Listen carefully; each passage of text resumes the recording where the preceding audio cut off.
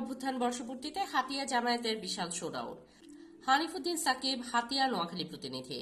নোয়াখালী হাতিয়ায় গণ অভ্যুত্থান বর্ষপূর্তি দিবসে বিশাল শোডাউন করেছে হাতিয়া উপজেলা জামায়াতে ইসলামী। মঙ্গলবার বিকেলে দিবসটি উপলক্ষে করা র্যালিতে ছিল হাজারো মানুষের উপস্থিতি।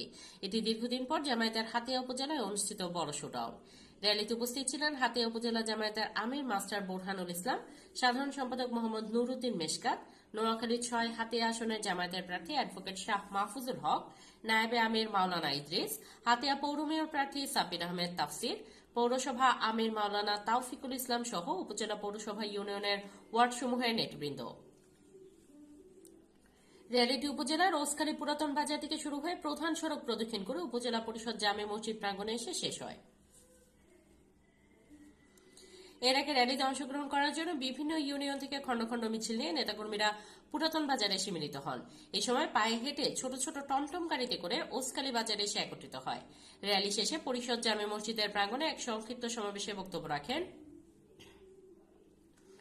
উপজেলা জামায়াতের আমির মাস্টার বোরহানুল ইসলাম, অ্যাডভোকেট শাহ মাহফুজুল হক, মেয়র প্রার্থী সাব্বির আহমেদ তাফসির প্রমুখ। এদিকে জামায়াতে এই র্যালি উপলক্ষে প্রস্তুতি ছিল চোখে পড়ার মতো। গত 2 দিন থেকে জামায়াতের নেতাকর্মীরা বিভিন্ন শাখা গিয়ে পথসভা করেন। তাতে দূরের কর্মীরা কিভাবে আসবেন তা নির্ধারণ করা হয়। তবে দুপুরের পরপরই জামায়াতের স্বেচ্ছাসেবকদের দায়িত্ব পালন করা কর্মীরা উপজেলা সদরের প্রধান সড়কের দুপাশে দাঁড়িয়ে থাকতে দেখা যায়। তাদের সবার মাথায় ছিল জামায়াতের লোগো লেখা ফিতা লাগানো। এসব স্বেচ্ছাসেবকরাই রাস্তার যানজট নিরসনে করে র্যালিটির পথ সুগম করে দেয়।